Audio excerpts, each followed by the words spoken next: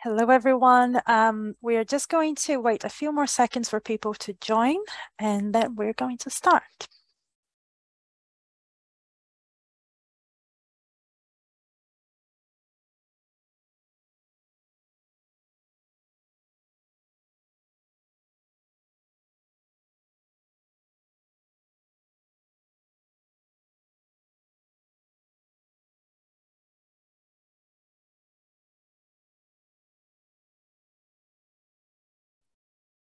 Okay, I think we are now ready to start. So I will just first say thank you so much for joining us today. We are going to be looking at open access and how to publish open access. So I will also now introduce our team of speakers.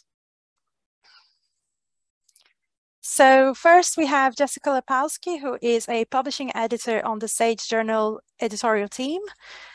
She works closely with editors and societies to help navigate the publishing process and develop key strategies. Then we have Jonathan Collin, who is a managing editor for the Therapeutic Advances team and has worked in open access publishing for the past 6 years. He works on proprietary clinical medicine titles, including Therapeutic Advances in Drug Safety and Therapeutic Advances in Vaccines and Immunotherapy, as well as on projects relating to plain language summaries. He holds a Master's of Pharmacy degree from University of Brighton and is based in London. Today, we also have Dr. Arindam Mandal, who is a professor of economics in Siena College, New York. He holds a PhD from the State University of New York, Albany. His areas of expertise are labor economics, development and institutional economics, and macroeconomics. He's currently serving as an economics section editor for Sage Open. And finally, there's me, Maria Tissot. I am marketing manager in the author marketing team at Sage. And my work is focused on helping early career researchers get published. So you can send us your questions throughout the webinar using the Q&A box on your screen. We will have around 20 minutes at the end of the session to answer them. And if we don't have enough time to answer all questions, don't worry, we will follow up with you after the webinar. So I will now hand over to Jessica. Thank you. And thank you so much, everyone, for joining our webinar today. Happy Open Access Week 2022. We're excited to have you here. So as Maria mentioned, today we'll be focusing on open access publishing, which if you look at the author journey here, really can apply at any stage. So before we dig into open access publishing, I wanted to cover some basics of the difference between subscription and open access models, what that means. So we have the author, the publisher, Sage, and the reader. Oftentimes, those authors and readers can be the same people. With the subscription model, you have a library or institution or organization, some kind of subscriber, that could even be a society member or an individual. They are paying money to the publisher, like Sage, to get access to relevant journal content in their field. We also have, on the other side, open access models in which the author pays the publisher to publish in an open access journal or publish the article open access within a traditional subscription title. The difference here is that the author is paying the publisher, but that usually is built into grant funding or funding from an institution. And then that article is made free to read, and you are able to reuse that article, and that's available to anyone, regardless of whether or not they subscribe to that particular journal. So there's two different models here, and one is not necessarily better than the other. They're just different, and there's many different advantages to publishing in both. So Johnny, over to you. Thank you. So as Jessica mentioned, Publishing your article open access means that your research will be free to read, copy, and reuse, and can be shared by anyone, anywhere in the world. And studies have shown that publishing your article open access will actually increase the usage and impact of your research, as anyone can benefit from reading and using your research immediately, which maximizes dissemination and contributes to the faster advancement of scientific discovery. So some authors will choose to publish open access to meet funder open access policy requirements. Many funding bodies require research conducted with their funding to be published open access, and may also require research to be published under a particular Creative Commons license. And that may also apply to national requirements as well. So under a Creative Commons license, authors retain more control over rights to distribute and reuse their intellectual property. Plus, it importantly allows the general public to access research. Research is quite often paid for by taxpayers, so it's considered the general public have a right to access to this research as a result. And last but not least, it's worth mentioning that open access journals go through the same rigorous peer review processes as used for other traditional journals. So the highest academic standards are always maintained, and each article that reaches peer review is assessed by a minimum of 2 independent reviewers, both of whom have a specialist knowledge of the subject area. And these reviewers will often suggest ways in which authors can improve their manuscripts, as well as advising our editors on which manuscripts are ultimately worthy publication.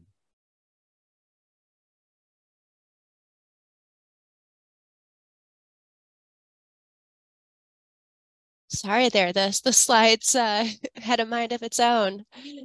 So when choosing a journal, whether or not that's open access or a subscription journal, there's a few key factors that you'll want to take into consideration.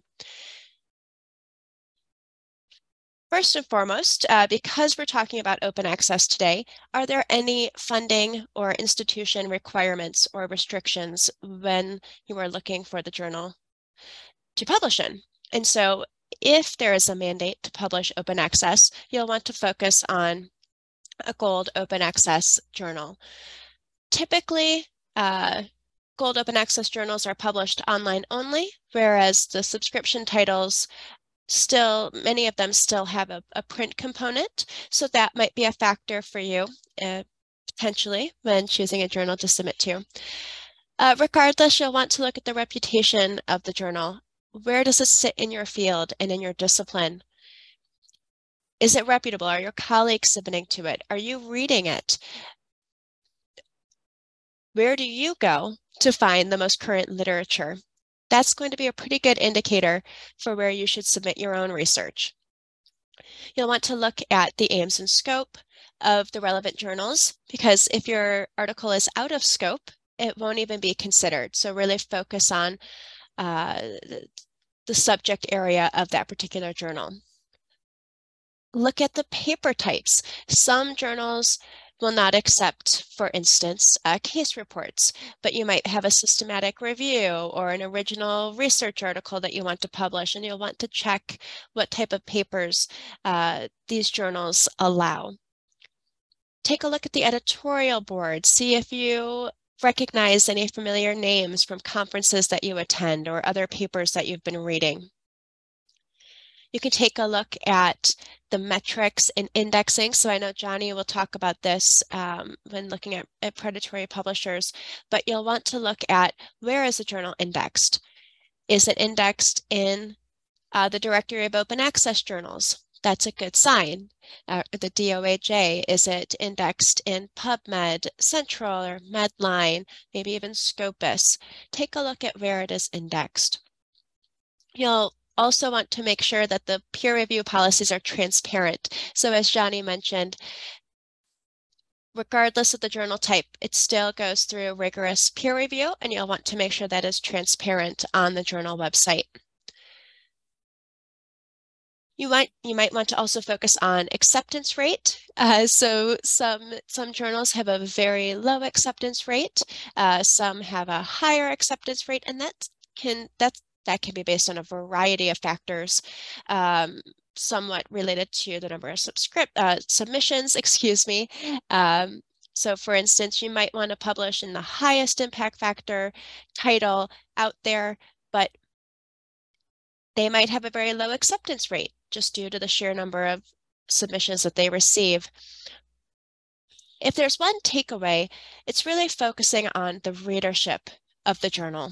So if your research is published in a title, maybe it's a high impact factor title, it doesn't necessarily mean that it's going to get those high level of citations if it's not reaching the right discipline, the right readers, the right researchers or clinicians.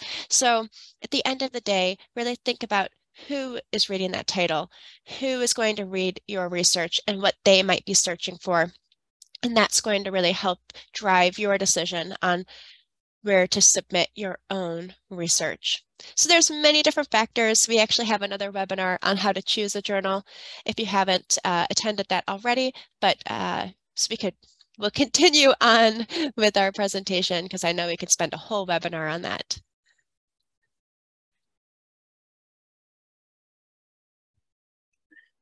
So I'm going to go into a bit more detail on predatory publishers and predatory journals now. So predatory companies will take advantage of the crowded open access environment to launch journals with some questionable practices. So some may list entirely fabricated editorial boards on their websites. Others may list real academics without their knowledge or consent. And these sort of journals often conduct little to no peer review and will accept any manuscript so long as the author is willing to pay the fee. And some publishers will even go as far as mimicking existing high quality peer review journals, even down to the exact logo. So despite all of this, there's a few sort of tips we'd like to go through to help you differentiate the good players from the bad. So first of all, as Jessica was mentioning in the previous slide, there's several different indexes we can look at, which will link out to the sort of reputable journals. So the Directory of Open Access Journals, DOAJ, is a really good resource with strict parameters for inclusion, and from there it will link directly to the journal, so you can be sure you're not submitting to a mimic. And then also PubMed and Scopus also implies that they'll be reputable, although that's not to say that there aren't problematic journals included within these indexes themselves. Also membership of the Committee of Publication Ethics, COPE, which is also a good indicator, but it's worth mentioning, it's always worth checking the actual index rather than relying on any claims of indexing on the journal websites. So second of all, trusting reputable publishers. If you already know and trust the publisher and would submit to one of their subscription titles, you can probably trust their open access content as well. If you can't easily identify and contact the publisher from the journal webpage, this is probably a red flag. So for instance, if you come across a website for a journal and the publisher's logo and branding are not prominently displayed, you're very likely on a predatory website. And next is to verify editorial board members. So you can look for editorial board members' credentials online, and you should be able to see their institutions listed on the journal's website and find their faculty page at that institution. So if you are in any doubt, you can contact an editorial board member through their institution's page and confirm their board membership. Next is to look for Creative Commons or similar licenses. As we've mentioned, Creative Commons license allow content to be shared, reused, and adapted as much as possible while still maintaining correct attribution. So these and other similar license types, which I'll go into in a slide further on, these have become an industry standard for open access, and most predatory publishers don't actually use them, so this is worth looking out for. Next, transparency around policies in the author guidelines. Jessica touched upon this in the previous slide, so just making sure that the journal's ethical and peer review guidelines are present, and you can see that there's information on the article processing charge. And if any of this is missing, then that's another red flag. Hovering over that hyperlinks and URLs, just as you would with suspicious emails. So before you click on any link, hover your mouse over the URL and see if the text of the link in the email in the body matches the link to the address of the site, which will be directed. Is it the same, and does it use sort of HTTPS? And do these links seem to be related to the journal website, society website, or the submissions website? This is also worth looking out for.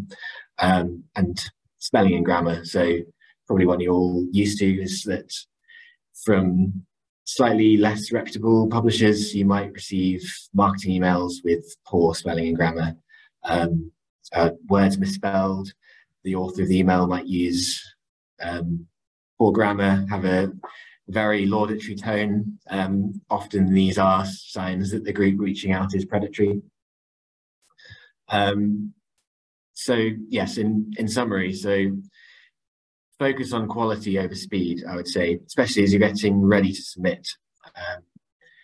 Be wary of any groups offering to submit your paper on your behalf, and make sure to check the journal's websites directly to verify any provided information. It's important to do your due diligence and take the time to make sure everything lines up if you're not sure.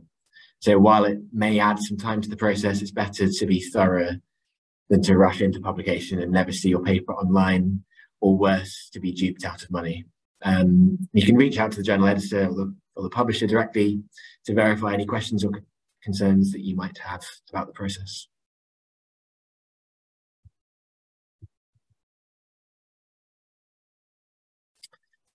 Okay, next on the article processing charge. Yeah, so the author pays model is sometimes accused of being vanity publishing or pay to publish. So when revenue is directly dependent on the number of accepted papers, editorial integrity can be called into question. There is, of course, a strong financial incentive to accept everything regardless of quality, but reputable publishers such as Sage address this problem by completely separating the editorial and commerce aspects of the submission process. So content is purely under the jurisdiction of the editors, whilst APCs are collected by the publisher and only after an article has been accepted. So the acceptance rate and any financial benefit that the editors receive are entirely disconnected from each other. So what is the article processing charge? It's a fee charged to enable an article to be made open access on publication. So this fee can vary journal to journal. So yeah, make sure to check the journal's individual website to find out the current APC. In gold open access journals, the APC is payable after acceptance of the article and before publication. And for hybrid open access journals, which we call Sage Choice, the article can be made open access on publication or can be requested to be made open access after the publication process is finished. Yeah, so open access for research is free to access, but there are, of course, costs at every stage of the publication process, including running our peer review systems, copy editing, typesetting, hosting the article on dedicated servers, and marketing, of course. So the article processing charge supports these costs for us.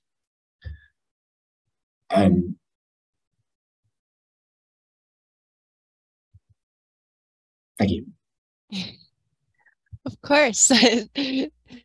So one of the great things about Sage is Sage has been involved in the open access world for quite some time now.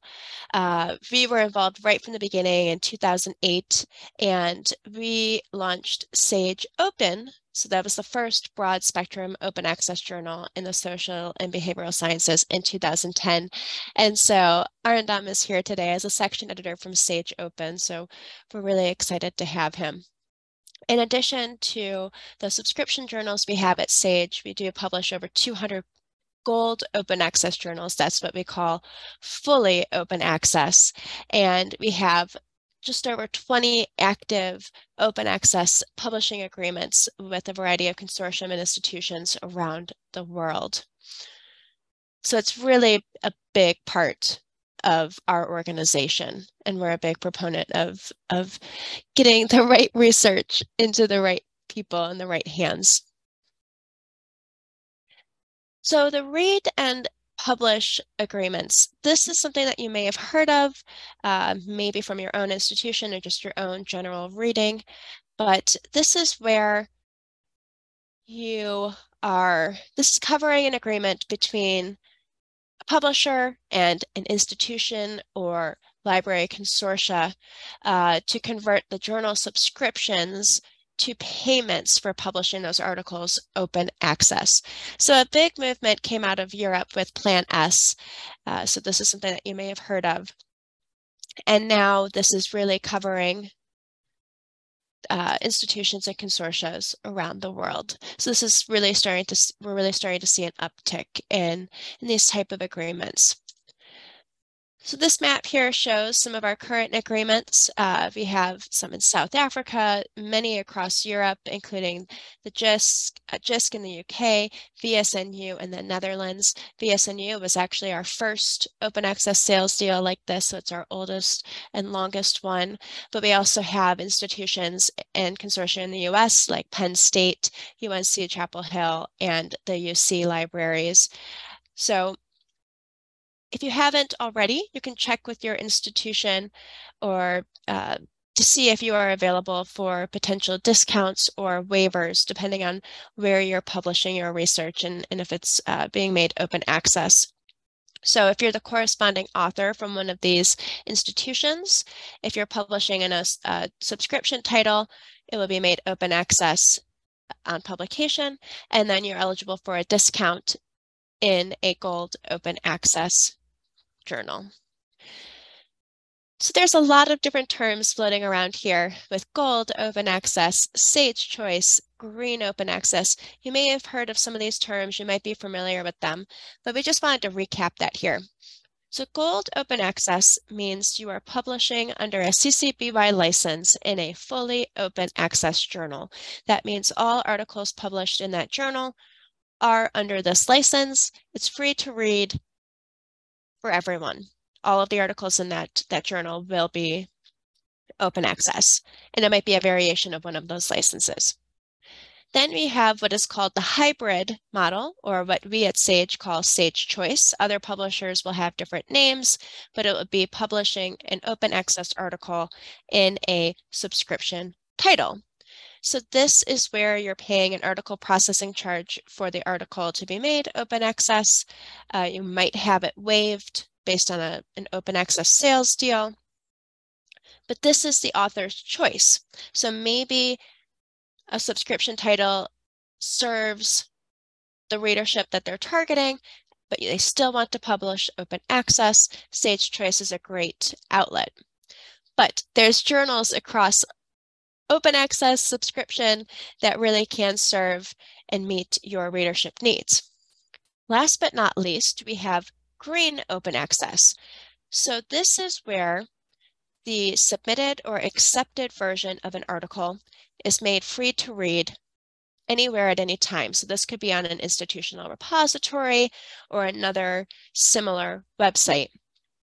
And it could even be uploading it to PubMed Central.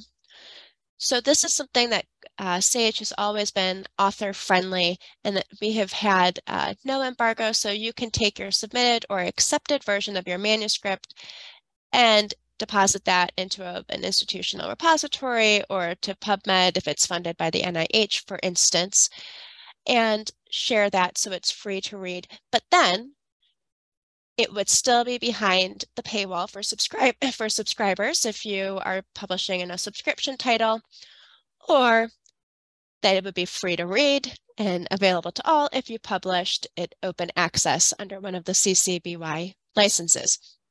So you really have a variety of choices at your fingertips, and for all different budgets and options. Sometimes you can build that into grant funding, or your institution might pay for that open access fee, the article processing charge. really, there's a lot of different options out there. And you might even be eligible for discounts or waivers. We follow the Research for Life waiver program, so you can check if the country where you're coming from, if you're eligible for one of those discounts. Thank you. So I'm going to go into a bit more detail on Creative Commons licenses now. So these licenses allow authors to retain copyright of their work while allowing others to copy, distribute, and make some uses of their work. So the most common is the CC-BY license and the CC-BY-NC licenses, and your funder may require that you choose a particular one. It's important to note that without a Creative Commons license or similar, an article is not considered open access, just free to read, and that's an important distinction. And the reason is that just the distinction between free to read and true open access is the ability to freely reuse the content. So while differing versions of the Creative Commons licenses have various restrictions, such as restricting commercial reuse, their purpose is to allow the authors and others to reuse, repost, and distribute the research content. Next slide, please. So just a quick note on each of the different licenses and what they're used for. So CC-BY is the strictest license. So content may be copied, adapted, displayed, distributed, republished, or otherwise reused for any purpose, including for adaptation and commercial use, provided the content is attributed. And then CC-BY-NC, so this is the same as CC-BY, but with the added provision that the purpose of the activities is not for commercial use. So commercial use means use of the content by a commercial organisation or individual for direct or indirect commercial gain or remuneration. I'll go on to that a bit more in the next slide. CC-BY-ND, so this is the same as CC-BY again, but provided the reuse is not an adaptation or derivative and the integrity of the original work is maintained. So this means, in practice, to create an adaptation, translation, or derivative of the original work, further permission is required from the publisher. And then CC-BY-NC-ND, another common license. This just combines the non-commercial and non-derivative licenses together. Next slide, please. So examples of commercial reuses include republication of content in a work or product available for sale, unless subject to other copyright exceptions such as fair use or fair dealing.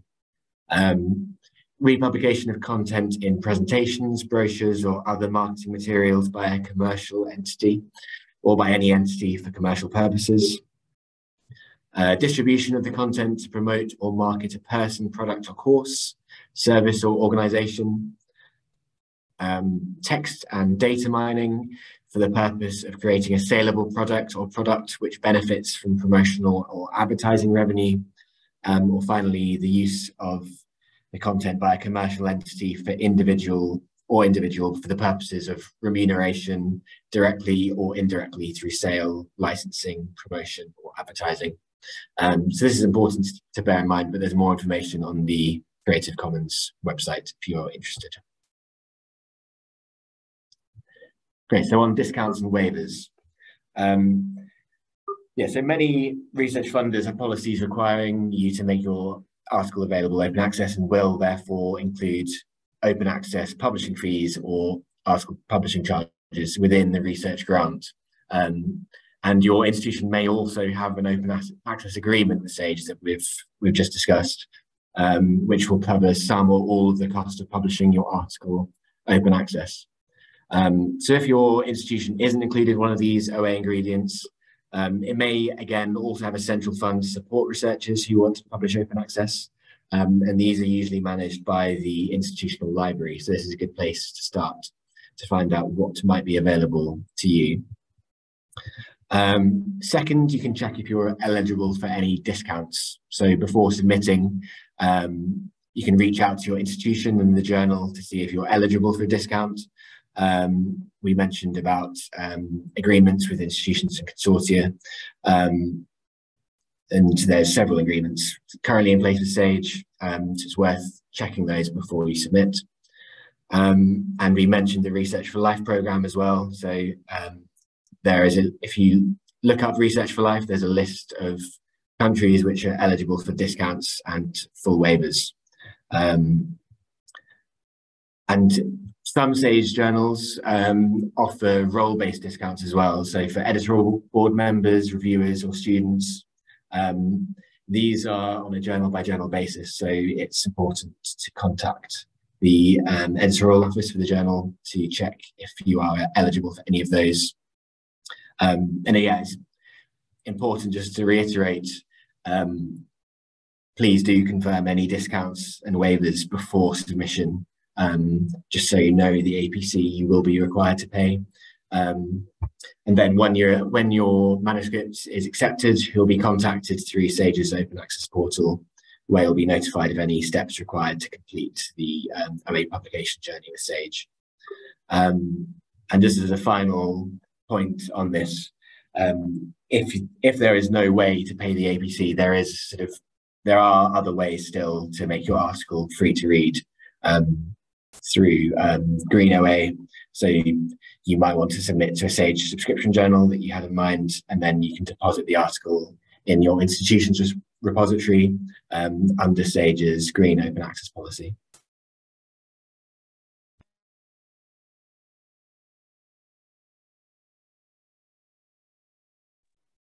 So the Sage Open Access portal is an online platform which allows authors to easily sign their Open Access Creative Commons license, nominate a bill payer of the APC, and complete payment. So what's good is that portal automatically applies waivers and discounts. So this applies to some of the institutional deals we have, country-based waivers. These are applied automatically. And also offers funder-compliant license options and sends reminders when actions are required. So as authors, you'll be contacted via email and guided through each step of the process with links and instructions. And in terms of the automatic process, so authors will always be given any waiver or the highest discount they're eligible for automatically through the portal. And it ensures that authors are meeting all known points of compliance, including any applicable taxes due on their APC, and it will send automated reminders and updates on any activities relating to their article.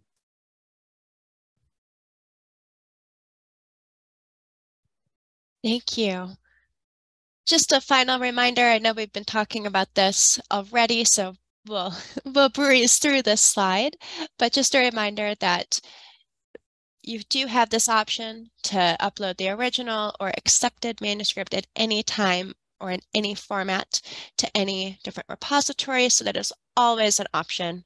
And then, of course, that final published PDF has some limited reuse, but you can use it for your own teaching. You can reuse it in your dissertation or thesis. We have a webinar coming up on that in January. Maybe you're authoring a book or editing a book. And then, of course, if you're publishing it fully open access under the CC-BY license, depending on the specific license, as Johnny said, you might have some limitations there, but you can reuse that final PDF if it's under a CC-BY license. So with that, just wanted to provide a short little plug before we go into questions, as a reminder that our next webinar is coming up on November 16th. This is what happens to your article after it is published and how you can promote your article and increase the discoverability and really reach the right readership and potentially increase citations. Because if no one's reading it, what's the point of publishing? You want to get it into the right hands.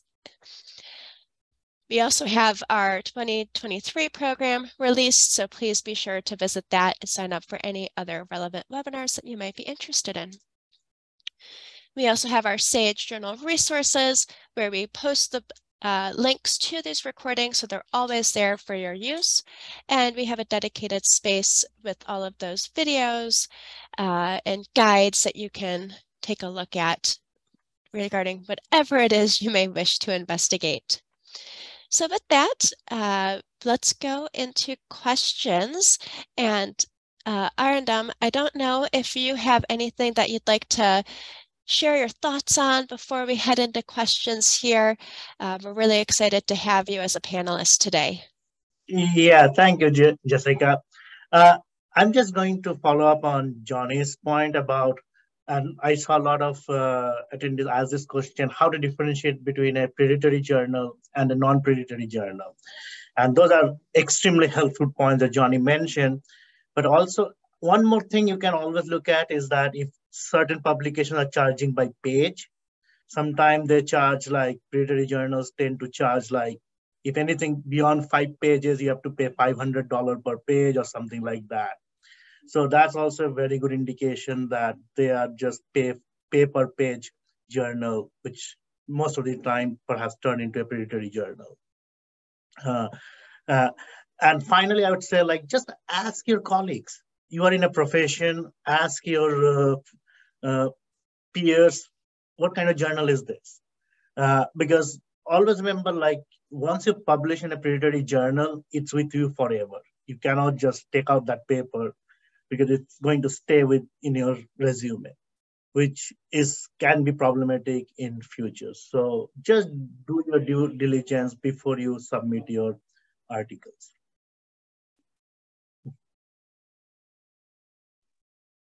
Great, thank you. And that's, just to reiterate, that's where that transparency in looking at the journal website. So even if there are page charges, there are reputable journals out there that do charge that, but take a look and verify those links, verify the transparency and the author guidelines. And that's where doing that little extra due diligence in your homework really comes into play here. So great points, thank you. Maria, shall I turn it over to you to Yes, help us with these questions? of Great course. questions coming in. Yes, we've had a lot of questions, so I'm pretty sure we won't be able to address them all today. But as I said in the beginning of this webinar, we will be following up with everyone after the webinar by email as well. So don't worry if we can't get to your question today. But I think there were quite a few questions about some of the differences between the different types of open access. And I was wondering if, I think there were questions about especially, let me just find, sorry, the difference between gold open access and green open access. And I was wondering if someone could just very briefly just point out some of the differences between the two. I'd be happy to take that one. So one of the big differences there is, as Johnny mentioned, free to read versus open access with a license. So the green open access will be free to read. It won't necessarily be under a specific license, whereas gold open access, or that CC BY license, that will be the key indicator if it's fully open access. Thanks, Jessica, for that. There were some questions also about the time frames for publishing open access and how they differ from subscription publishing. Is there any difference? I can take that one as well. So it's really journal dependent. The short answer is no. Regardless of the type of journal that you're submitting to, you're still undergoing the peer review process, and that takes time. It takes time for the editor and the section editors and reviewers to reach that final decision. And the peer review process, as I'm sure you're aware, is rigorous. So you want to make sure to allow time for that. That being said, some journals will turn things around slightly faster than others. So it really depends. But I mean, you're looking on average, please don't hold me to this, just on average, maybe about a month till the first decision and a couple months to the final decision. But again, please don't hold me to that number because it really does vary by journal and discipline. And we have a lot of demands and pressures on our time right now, especially from the pandemic. Jessica, can I add something to this? From the section editor perspective, sometimes what happens that when first set of reviews go through, and if the reviewers do not agree, then it's typically sent to the section editors to have a look like where it stands. Now, often based on my own experience for Sage Open Economics section editor, often some of the papers have a great idea, but the way they're presented is not very clear. So always it makes sense that you take time to proofread your articles. Make sure that you make it, some of your peers read it and comment on it before you submit. Because clear article and clear and concise and the well-articulated articles are much easier to review. If there are like too many language issues or presentation issues, then it just delays the whole process. Yes, thank you for that, Arindam. There's a question here about do all journals allow the author to submit the preprint manuscript to an open access repository, or is it just some of them? I can take this one again. So that's really journal dependent. Each journal will have its own policy. So Sage as a whole do not consider preprints previously published, but of course it is journal by journal, even within the Sage journal portfolio. Johnny, Arindam, I don't know if there's anything extra that you'd like to add. Yeah, I would just add, I mean, normally it's worth checking each journal individually, of course, but also on submission, I would mention in your cover letter that you've submitted it to a preprint server, and that will just save time in terms of when it goes through our sort of plagiarism checks, we know that that's something to expect. Thanks for that. There are quite a few questions, and I know you have addressed predatory journals, but there's a question here about the timing of payments and whether there is a difference. Is this a way that people can differentiate between a predatory and a real journal? That's a possibility. That sometimes, like these predatory journals, ask for upfront fee just to review your paper, and then they'll, after they say, oh, it's accepted, then they'll come forward and say you have to pay additional fee based on the pages of the journal. So that's also a good indicator. Yeah, the key here is transparency. So there's a handful of journals that will charge a submission fee, but it doesn't necessarily mean that they're predatory, but it's all about that transparency and doing your own due diligence, verifying those hyperlinks, URLs, those board members, and was it super rapid? You know, that if someone's promising to publish your manuscript in a week, red flag. But yeah, so most of the time, an article processing charge will be paid upon acceptance. And like Johnny mentioned, sometimes it will depend, is it a Sage choice, like being published hybrid? It can be paid at any point. After acceptance, if it's a Gold OA journal, that would have to be paid before it's finally published online. Johnny, anything that we may have missed? Yeah, I just wanted to add that often predatory publishers will advertise lower APCs than maybe reputable publishers, and that can occasionally draw people in, and there may be other fees associated with that as well, but it's just worth noting that what they're offering is not open access. It's often just a repository of the PDF on their website, and it's not indexed and doesn't have the Creative Commons license, which is what you want, for all the reasons I explained. So yeah, it's one thing to look out for. The article processing charge will be visible on all journal websites, but it's just making sure you know what you're getting for that fee. And if it's lower, it doesn't necessarily mean that it's worth your time.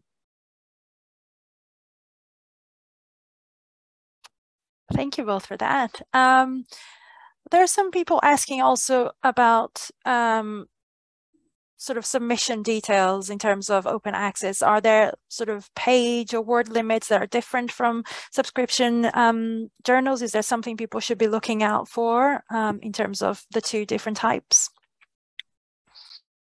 I'm happy to take this. So open access is a bit more, I mean, open access journals will generally only be online only, which is the sort of traditionally been quite a big difference between traditional journals which have a print copy. So what will happen is often there'll be fewer limits in terms of figures or sort of color images and words, that just because creating a PDF, we're not limited by sort of pages. So that'll be one difference, but each journal will have their own guidelines as to what they want. Editors will want authors to be sort of concise and not submit articles that are overly long. So it does, of course, depend. Yeah, let me add something to this, to Johnny's point. It also varies from field to field, right? I'm from economics, and there are journals in economics which are highly reputed, but they have word limit like less than 2,000 words, literally. These are typically called economics letters, applied economics letters, economic bulletin. And idea here is that you do some data analysis, you get some preliminary results and get it published and bring it to the broader community. So there are journals around, so based on your need. But I think in Sage Open, the word limit is 10,000 words. That's what they say in their website. So it varies, it varies from field to field, journal to journal, and make sure you read the journal guidelines to get a better sense what the size of the article they're looking. Thanks for that. Someone is asking whether it's possible to publish in an open access journal and then transfer the copyright to the journal afterwards. That's a very good question, and I think we'll have to circle back and find out a little more specific details, because that can vary based on the license and the ownership of the journal. So Johnny or Arundam, I don't know if there's anything you wanted to add, but I'd need a little more context on that. Yeah, it certainly wouldn't be possible for gold OA journals. Hybrid journals, we'd have to get back to them on that. Sorry, thanks for that. Let's see what else. So someone's asking here about whether they say, you're mentioning open access journals. Are these exclusively publishing open access papers, or is it usual to have a mixture of open access and subscription only papers within one journal? I can answer that. So if it's a gold open access journal, so the journal is considered fully open access, all papers in that journal will be open access. So Sage Open is a great example of that. If it's a hybrid Sage Choice, a subscription title, you might see a mix of what we consider those available to subscribers. And then you might see a mix of papers that are published open access under that CC BY license.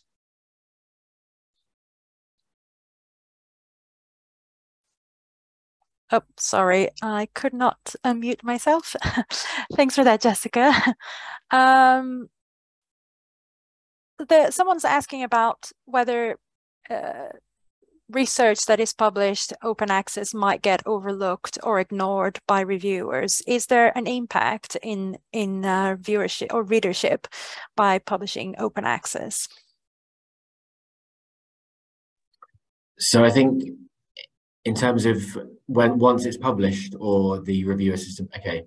So I think research has showed that open access articles overall have a higher readership and are more widely spoken about and cited, there is a citation advantage to open access publishing. I think there's been articles published on that several years ago now, which showed a clear benefit. And it's more widely accessible, so members of the public can read your research, and it has a sort of impact broader than just within your individual subject, which is, if you were publishing a subscription journal, the readership might just be limited to that one field, whereas an open access article is accessible to all sorts of fields, so it enables collaboration in that sense as well.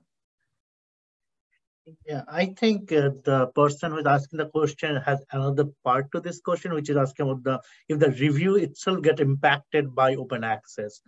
And as far as I understand, at least for Sage Open, based on my experience, is no. Review is pretty exactly the same as any other subscription journals. It's a double-blind review process. We all maintain the standards. Absolutely, that's the key thing. So my personal understanding is that open access review are as rigorous as subscription journal reviews. Yep, I'd agree with that as well. Agreed. Great points. Thank you. Thanks, everyone. I think we are near time now, so I just wanted to answer some of the questions that have come through asking about certificate of attendance and slides, which we will follow up in the coming days. You will be receiving an email with recording and the slides and some extra resources and a certificate of attendance as well. So I know there's quite a few questions in the Q&A about that, so I thought it's easier if I just answer them directly. And unless Jessica, Jonathan, Arindam, do you have any last points that you would like to make? Anything else to add? Just wanted to emphasize that if you have any questions, we are here to help guide you on that publishing journey. It can be daunting, and there's a lot of different terms and acronyms floating around, and we're happy to help with any of that. I see some very specific questions coming in here, so I'll be reaching out to you to follow up on some of the more journal-specific ones, but there's some great questions, and good to see people coming in from all around the world. We ourselves are based around the world as well. So thank you very much for your time, and we will see you for our next webinar. Thank you. Thank you very much. Thanks, everyone. Bye.